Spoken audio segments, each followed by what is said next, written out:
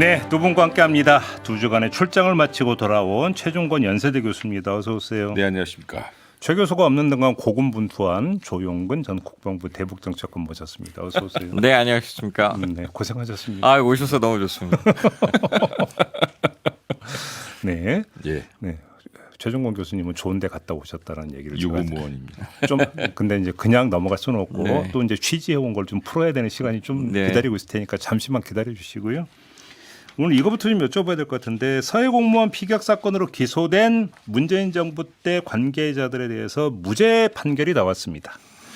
자, 뭐 두 분께 좀 애당초 기소 자체가 무리한 것이었다 이렇게 봐야 되는 걸까요? 맞습니다. 예, 사실 이 사건의 본질에 대해서 좀 이야기할 필요가 있는데 이 사건의 제목 자체는 서해 공무원 피격 사건이긴 하지만 정확히 말하면 서해에서 발생한 비극적 사망 사건을 출발점으로 한 윤석열 정부의 정치사법 조작 사건이다. 조작. 예. 왜냐하면 2020년 9월 21일 밤으로 돌아가야 되는데요. 그리고 새벽 22일까지 상황이 발생되었죠. 그때 우리 조 장군이나 저나 정부에 현직에 있을 있었고요. 예.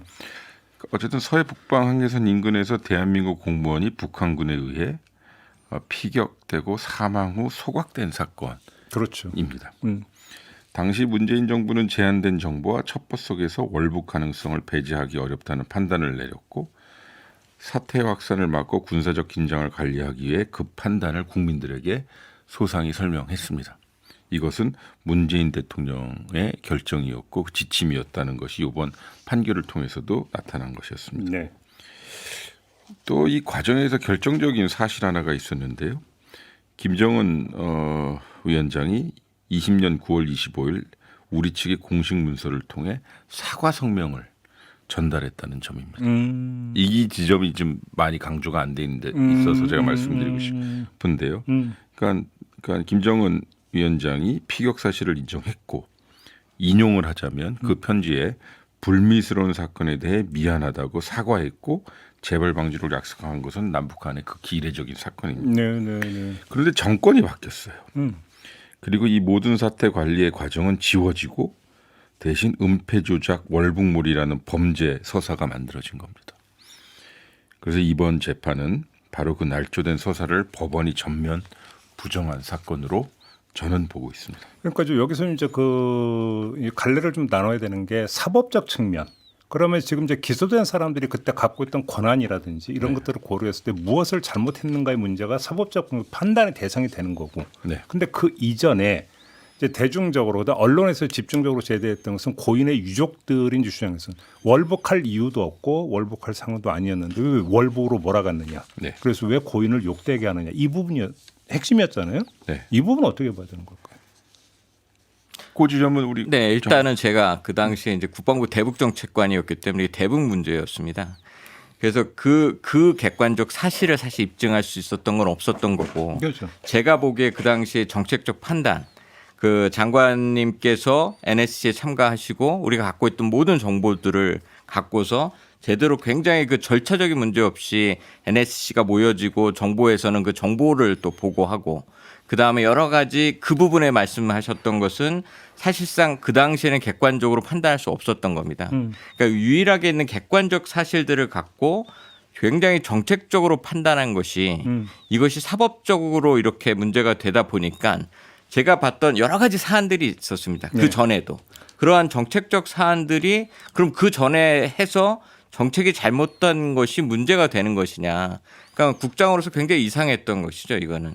하나도 정책적이나 절차적으로 문제가 없었는데 이것을 사법부로 넘어가서 이것에 대한 것이 그 재판까지 가는 것이 굉장히 이상했던 그렇기 때문에 사실 정치적인 것이 관여됐다 이렇게 지금 이제 보여집니다. 장관님이 말씀은 정보 보고 단계, 그다음에 보고 후에 정보 판단 단계, 그다음에 정보 판단 후에 대응 단계에 있어서 그렇습니다. 절차적으로나 권한 어떤 행사에 있어서 아무런 문제가 없었다. 그 그렇습니다. 말씀이신 거죠? 예, 똑같았었습니다. 그 전하고. 그 이번에 1심에서 전원 무죄가 나왔던 이유이기도 하죠. 월북 가능성을 당시에는 점쳤고 그 점친 그 판단한 그 근거에서는 특수정보의 영역이 있었고 근데 정권이 바뀌고 나서 윤석열 정부는 이를 조작이라고 몰았고, 그리고 또 은폐로 둔갑시켜 당시 정책 결정 라인에 있었던 장관급 인사들 그리고 차관급 인사들을 기소시켰고 일종의 마녀사냥 하듯이 몰아낸 것이죠. 즉 문재인 정부의 한반도 평화 기조 자체를 도덕적으로 붕괴시키려고 했었던 것이고, 만약 정부가 당시의 정부가 북한의 그러니까 당시 상황을 은폐하려고 했었다면, 두 번째 그리고 북한에 의해서 소위 사살되고 소각되었다는 것 자체도 은폐하려고 했었다면 김정은 위원장의 사과 성명은 어떻게 나왔으면 또 그것을 어떻게 공개할 수 있었을까 이거고요.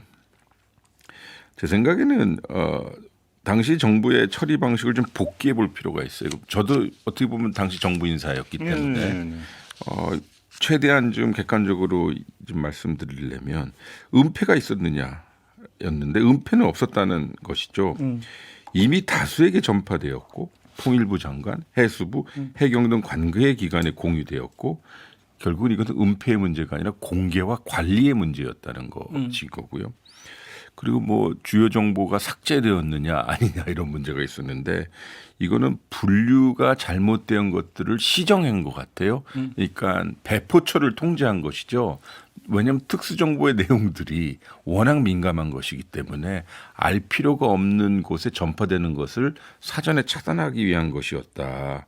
즉 민간 첩보가 불필요한 곳까지 전파된 오류를 바로잡는 과정이 있었다라고 당시에 이 정책 결정자들이 결정을 하였고, 근데 이것을 은폐라고 윤석열 정부는 몰았던 것이고 이번 법원 판결은 그것이 틀렸다라고 바로잡은 것이죠. 재판부는 이를 은폐를 위한 삭제가 아니라고 결정했고요. 두 번째 아까 말씀하셨던 월북몰이 건 있잖아요. 존재하지는 않았습니다. 특히 재판부의 발언을 좀 중요하게 봐야 될 텐데요. 우리 장군님 말씀도 그렇지만 여러 상황을 종합하면 월북 시도 가능성을 쉽게 배제하기 어렵다. 재판부 판결문에 그렇게 나와 있고요. 그리고 여기 하나가 더 추가해야 되는데 아까 계속 말씀드렸지만 우리 정부는 당시 북한에게 경위에 대한 설명을 요구하였고 그 결과 김정은 위원장이 사과를 했다는 것을 우리 한번 다시 한번 복귀할 필요가 있습니다. 여기서 참고로 이 판결을 내린 재판부가 직위원 재판부 맞죠? 그렇습니다. 네, 그 점도 참고를 하시라 이런 말씀을 드리면서 자 그러면 제가 두 분께 여쭤보고 싶은 게 애당초 엮을 수 없는 사건인데 엮었다 이거잖아요. 윤석열 정부가 네, 두 분의 지금 그렇습니다. 평가는 네. 그럼 왜 엮으라고 했을까요? 이유가 뭐라고 보세요? 그러니까 제가 느끼는 윤석열 정권은 제 기억에 예. 제가 이제 대북정책국장을 하면서 느꼈던 느낌은 처음에 들어오면서 반국가 세력을 얘기합니다. 맞아요. 예, 반국가 세력을 엄청 얘기하면서 대북 문제를 다루었던 사람들이 반국가 세력이다. 그렇게 얘기를 하며 서해 공무원 피격 사건도 있지만 강제 북송, 사드, 굵은 사업의 지피 검증까지 해서 굉장히 많은 감사원 검찰 조사가 이어집니다. 장군님도 큰일 날 뻔했네 그러면. 저도 17번 이상을 감사원하고 검찰 조사를 계속 받았는데 아 그랬어요? 네, 네. 오. 이게 저는 저희 이제 대구로 쫓겨났는데 그리고 이 조사를 받으면 일주일씩 서울에 올라와 있어야 됩니다. 그러니까 아예 업무 자체를 할 수 없도록 계속 불러야 되는 겁니다. 네. 그리고 저는 이제 국장이 제가 이 정도였는데 네. 제 밑에 있는 실무자들까지 사실상 계속 100여 명 이상 이런 조사를 받으니 이 실무자들은 아직까지도 후유증을 겪습니다. 정신적으로. 예, 그렇습니다. 네. 그러고 나더니 갑자기 9.19 군사합의를 전면 파기시키고 그다음에 무인기를 평양에 올려보내고 그래서 불법 계엄에 따른 내란까지 이렇게 이어졌는데 네. 결론적으로 보면 이 검찰 권력을 누렸던 한 사람이 군의 권력까지 독점하면서 결국 이러한 권력에 대한 것이 영구적으로 좀 자기가 갖고 싶어 했던 것들이 일련의 그런 사안들로 이어진 게 그럼 아닌가. 이것도 반국가 세력 척결 차원이었다? 그렇습니다. 그렇게 진단하신다? 그렇습니다. 교수님은 어떻게 진단? 뭐 더할 나위 없죠. 당시 윤석열 정권은 자신들이 주장하는 혹은 추진하려고 하는 대북 강경책, 정당성 확보를 위해 전 정권의 이런저런 정책들이 북한 감싸기 쉽게 하면 이제 문재인 정부의 굴종적 대북 정책을 강조해야 예. 일종의 그래서 사법 쇼죠.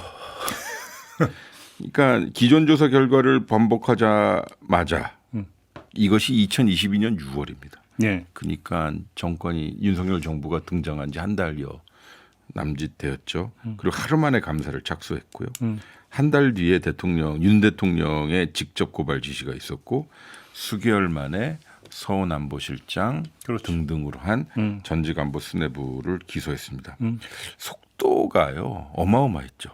그래서 이거는 진실규명의 속도가 아니라 정치적 각본의 속도라고 저는 봅니다. 이게 하나의 패턴이 있었습니다. 되게 재밌었던 패턴이 있었는데 이제와 재밌다고 얘기했어요. 네, 지금은 이제 재밌는데 제가 너무 많이 이게 모 매체에서 예. 무슨 특종처럼 하나를 보도합니다. 그 특종을 보도를 하면 그 당시 윤석열 정부의 대통령실에서 철저한 조사를 얘기를 이제 합니다. 그렇게 되면 그 신원식 장관이 참여했던 대수장이라고 예. 대한민국 소 장성당 그쪽에서 공익감사를 감사원에 청구합니다. 그러면 감사원 특별조사국에서 거의 감사위원회 없이 즉시 감사로 들어와서 네. 이것을 검찰 수사 의뢰를 해서 기소하는 예. 이 패턴이 똑같았었습니다. 그러니까 이게 그런데 심지어 그 9.1 군사합의 집필 검증 결과는 군사 비밀이었습니다. 이게 언론 매체에 보도가 됐는데 이것을 군에서 언론에 대한 비밀이 나간 것에 대한 조사를 하지 않고 비밀을 해제시켜 버렸습니다. 그러니까 이런 차원을 쭉 들여켜 보면 네. 아 이건 정말 정치적으로 누군가에 의해서 기획돼서 움직이는구나 이런 생각을 하면서 굉장히 정치적인 판단이 들어 있었다 이렇게 봅니다. 예, 그러니까 맞는 말씀인데요. 결국은 외교안보 정책에 대한 판단을 범죄의 도마 위에 올려놓고 난도질을 했고요. 정책 판단 사안을 사법 판단 사항으로 만들어버린 그렇습니다. 거죠. 그리고 어떠한 성과에 대해서는 침묵하거나 삭제를 해버렸고, 네. 그리고 국가 운영에 관련된 것에 대해서는 전 정부이기 때문에 조작을 했다라는 서사를 만들어놨고요. 또 다른 패턴이 있어요. 그 이후에 감사원은 말씀하셨다시피 군사 기밀을 유출했고요. 네. 여론몰이를 했고 검찰은 존재하는 자료를 외면한 채 요식행위 수사를 하면서 기소를 시켰고요. 그래서 이분들이 겪었던 지난 3년간의 고초는 네. 금전적으로나 심리적으로나 혹은 건강의 관점에서 봤었을 때 상당히 어마어마했죠. 그리고 사진은 그 판결 후에 사진 그 정의용 전 장관의 사진 이렇게 나왔는데 얼굴 많이 상했던데. 정의용 장관은 지금 이게 소위 서해 사건이 아니라요. 네. 동해 사건에 동해 사건이고. 이고요. 그리고 어쨌든 다 연루가 되어 있어요. 지금 동해 사건도 그렇고 정의용 장관 같은 경우에 사드 같은 경우도 그렇고요. 아무튼 이 서해 사건을 보면 24개 혐의에 대해서 전부 무죄가 난 것입니다. 자, 그러면 두 분의 한번 그 입장을 들어보겠습니다. 무죄가 났습니다. 그럼 법무부가 항소 포기를 지휘할 수도 있고 검찰이 항소를 할 수도 있습니다. 어떻게 해야 된다고 생각하십니까? 일단은 먼저 하지 말았으면 좋겠어요. 항소를. 네.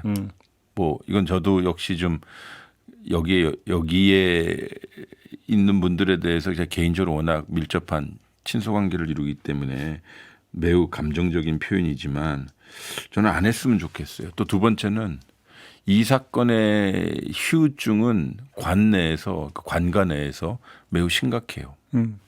왜냐하면 안보 판단을 사법적 판단으로 환원시킨다는 것. 즉 정권이 바뀔 때마다. 그래서 공직자가 어떠한 정보를 가지고 판단을 최선을 다했는데 이거를 가지고 사법 처리하면 향후에는 어떻게 할 거냐는 거죠.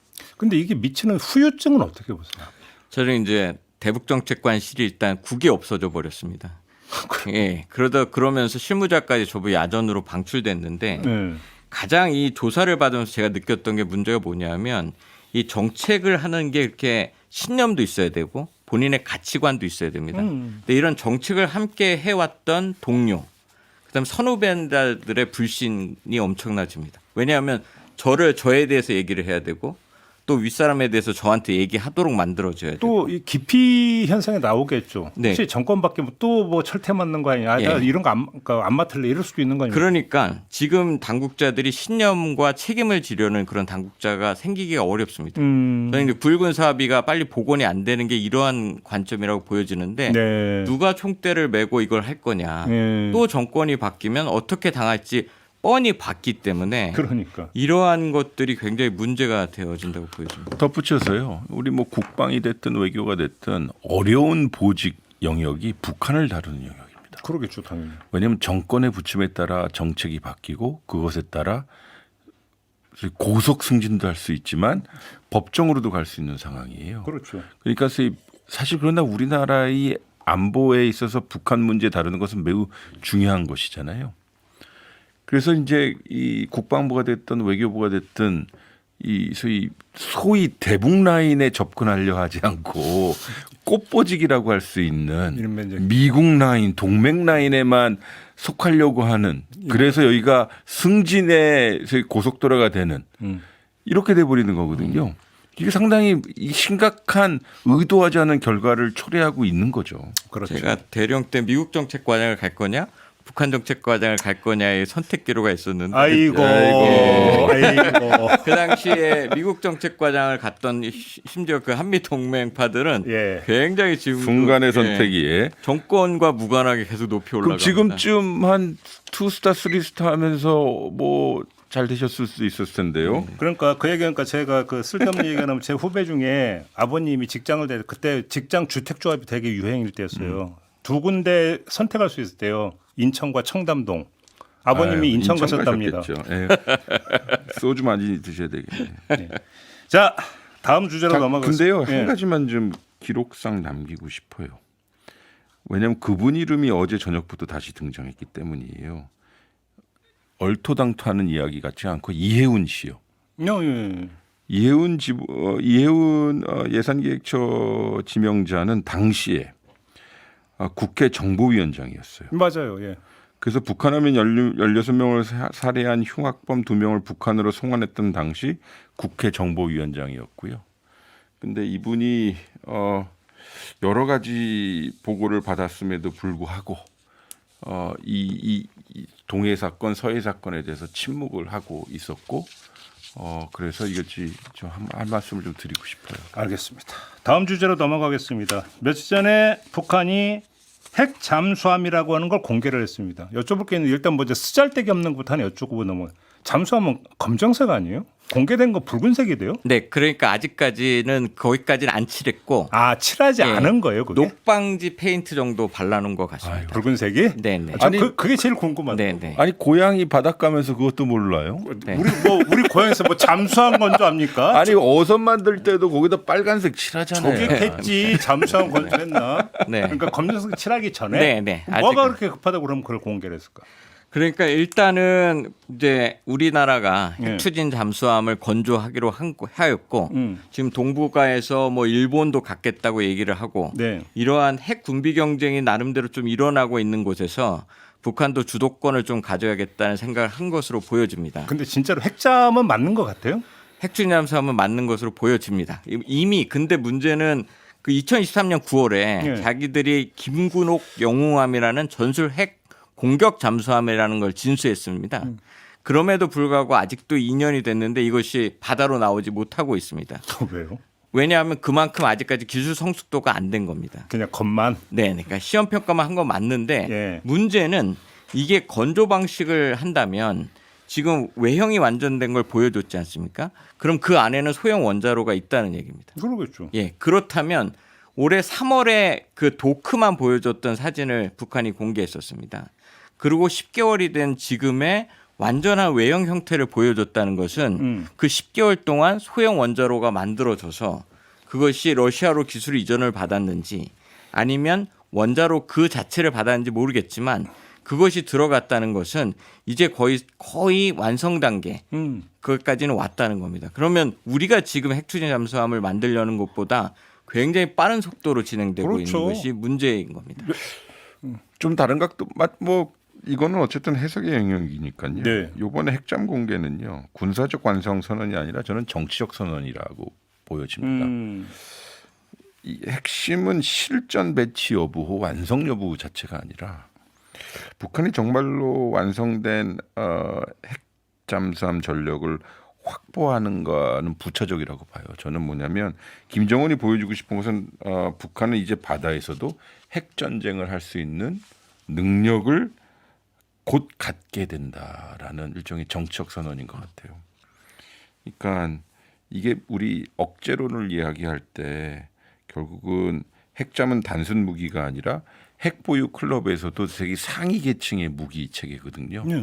그러니까 첫 번째 공격을 두들겨 맞아도 생존할 수 있고 2차 보복 공격 능력이 있다라는 그렇죠. 것을 보여주기 위한 하나의 아이콘이 핵잠수함이기 때문에 그렇죠. 즉 살아남는 능력을 의미합니다. 그래서 김정은의 핵무력 완성의 서사를 다시 한번 한 단계 끌려오르는 거고요.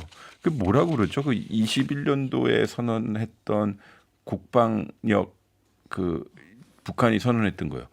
그 국방 개혁 뭐 5개년 계획의 일종의 올해가 완성을 해야 되는 해이기 때문에 정치적으로도 자기네들이 추진했던 이런 국방력 완성의 하나의 아이콘으로 하나의 전략 무기 체계 차원에서 이제 거의 막바지에 도달했다라고 하는 정책 선언인 것 같아요. SLBM은 개발이 완료가 됐나요? SLBM 개발이 완료가 돼서 네. 그것을 실으려고 하는 것이 김구록 영호함 2023년 9월에 그 잠수함까지 만들어 놓은 상태입니다. SLBM은 실험을 굉장히 그 북한이 많이 했습니다. 네, 그래요. 지금 차관님 말씀에 동의하면서 재밌었던 게 크리스마스 이게 이제 미국의 굉장한 성탄절이지 않습니까?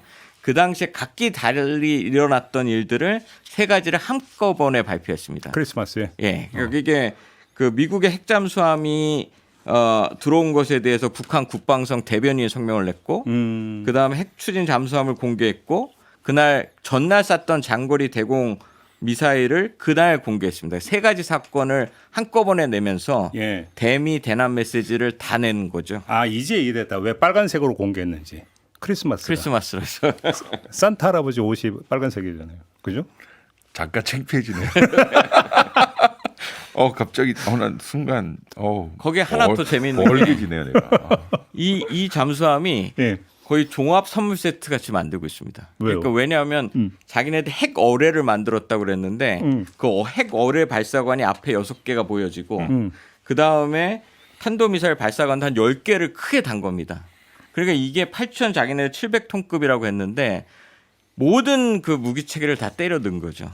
거기다가. 예, 그러니까 굉장히 좀 일반적으로 우리가 인식하는 잠수함과는 좀 다른 기이한 면이 좀 있습니다. 그러니까 우리나라 지금 현재 논의되고 있는 핵잠수함 논의와 정면으로 연결시켰어요. 그 사람들 발표문을 보니까. 그렇죠. 그러니까 우리는 지금 현재 원자력 추진 잠수함, 그러니까 핵무기를 탑재하지 않은 잠수함입니다라는 메시지를 상당히 세게 내고 있어요. 추진 잠수함이라는 메시지죠. 근데 북한은 핵무기 탑재 전략 잠수함이라는 용어를 사용하고 있기 때문에 네. 너희들은 우리하고 잽시가 안 돼. 네. 이런 의미인 것 같고요. 오. 그러니까 그러나 정말 말도 안 되는 이야기이지만 우리나라의 원자력 추진 잠수함이 뭐 영내 안정을 불안정하게 하고 핵도미노 뭐 이런 얘기 하거든요. 결국은 한국의 선택은 자신들의 군비 증강을 초래하는 요인이고 따라서 북한은 해상 주권 억제력 경쟁은 이미 내가 한 단계 위에 있다라는 메시지를 하려고 하는 것 같습니다. 알겠습니다. 시간이 없어서 마지막으로 우상화 얘기까지 하고 끝내겠습니다. 근데 이게 북한에서의 우상화가 아니라 트럼프 우상화가 진행이 되고 있다고. 최 교수님이 미국 가서 취재를 해오셨다고 합니다. 어떤 사례들이 있었던 겁니까? 일단 미국에 가면 워싱턴 D.C.에 가면 그러니까 유명한 연구소들 유명한 문화 공연장이 있어요. 뭐 잘 알려져 있다시피 그 존 F 케네디 센터 우리로 치면 세종문화회관 같은 유명한 센터. 거기 지금 트럼프 케네디 센터가 되었다고 합니다. 그리고요. 두 번째는 이제 우리 그 국제정치학을 공부하는 사람들이 잘 방문하는 곳이기도 하고 중요한 연구소이기도 한데 미국 평화연구소라고 있습니다. U.S. Institute of Peace라고 하는데요. 그 U.S. 떼고요. 트럼프 Institute of Peace, 트럼프 평화연구소가 되었고요. 네. 세 번째는 뭐 잘 보도가 되어 있다시피 백악관의 전직 대통령 초상화 아래 트럼프가 직접 작성한 설명문을 병기했죠. 그래서 뭐 이를테면 로널드 레이건 대통령 초상화 밑에 트럼프가 직접 작성하고 이렇게 동판으로 한 것은 젊은 트럼프를 매우 좋아했었다는 것으로 알려져 있다. 뭐 이렇게 레이건이 써여 있고요. 예. 또 하나는 이제 요새 이민 문제가 많이 부각이 되고 있는데 트럼프 골드 카드가 나와서 생긴 거 크레딧 카드처럼 생겼어요. 거기 트럼프 얼굴이 있고 트럼프 골드 카드 있어서 100만 불인가요? 그거 내면 이민을 100만 달러 내라고 예. 그거? 예. 그리고 우리 지금 이런저런 잠수함 얘기했습니다만 이제 트럼프급 전함, 트럼프 클래스라는 얘기도 나오고요. 그래서 근데 이런 것들이 보면 현직 대통령인데 살아있는 대통령인데 아니, 아직 이를테면 국립공원에 이제 트럼프 대통령의 얼굴이 찍혀 있는 입장권이 곧 발매된다는 소리가 있고요. 지금 우리가 되게 고상하게 정책 얘기를 많이 하고 있는데 그렇죠. 미국에 가면 산 깎아서 예, 전직 돌로, 대통령 예. 혹시 또 엽전 하나 깎는다는 얘기 안 나오는 거 아니에요? 그러다가? 그거는 옛날부터 1기 때부터 나왔어요. 아 진짜로? 예, 근데 그게 이제 뭐 어떻게 될지 모르죠. 다만 변한 것만 좀 말씀드리는 거예요. 아니 근데 트럼프가 야 이렇게 해하면 그렇게 되는 거예요? 근데 미국 글쎄요, 지금 시스템이- 현재 마지막 프로젝트라고 하는 것은 트럼프 개선문 만든다는 거잖아요. 어디 워싱턴에? 워싱턴에. 그래서 파리에 있는 개선문. 아니 뭔 전쟁을 했는데 개선문을 만들어요? 지금 미국을 완전히 새롭게 위대하게 마가로 만들었기 때문에 네. 실제로 그 백악관 내에서 26년도에 트럼프 개선문을 만들기 위한 펀드레이징 행사도 갔는데요. 아니 뭐 이래서 뭐 존 F 케네디 센터를 이름을 바꿨다 하면 나중에 정권 바뀌면 다시 바꾼다고 치더라도 개선문 지어 올려놓으면 그 허물기도 힘들잖아요. 그거. 이미 하나 허물렀잖아요. 그 이스트힝, 그러니까 백악관이 서별관 있고 동별관 이렇게 연결되어 있는데 동별관은 좀 없앴죠. 아니 그 트럼프 이후에 예, 그러니까 제 말씀 뭐냐면 제가 너무 남의 나라 이야기를 좀 너무 그러니까 유머스럽게 얘기하는 것 같아서 매우 우리 중요한 동맹이기도 한데 이게 좀 소위 영어로 얘기하면 퍼스널 컬트, 우리말로 하면 우상화인데 이런 것들이 북한이란다. 미국에서 발생되고 있다는 것이 정말 좀 어색해요. 아니 왜냐하면 미국 언론이나 민주당은 가만히 있어요? 지금 왜냐하면 다들 놀라고 있는 거예요. 원래 미국이라고 예. 하면 제도가 있고 예. 그리고 제도보다 더 앞세고 공고한 게 관례와 이 문화가 있는 건데 이게 지금 다 싸그리 그렇죠. 사라지고 있는 것 같아서 네. 그래서 국가 가치가 어떻게 변하고 있는지 상상 이상의 장면이 거기도 벌어지고 있는 거군요. 그러니까. 정말 노벨 평화상을 원할 것 같습니다. 그러니까 노르웨이가 한번 희생하고 노벨 평화상 한번 네. 주고 네. 그러면 또 그거 기념한다고 뭐 짓겠네 그러면. 그건 지금 말하라고 해지라고 하면 되죠. 자기네 거니까. 북한의 우상화가 아니라 미국에서 진행되고 있는 우상화 얘기를 끝으로 오늘 얘기는 좀 마무리하도록 하겠습니다. 두 분 수고하셨습니다. 네, 감사합니다. 저도 물러가겠습니다. 고맙습니다.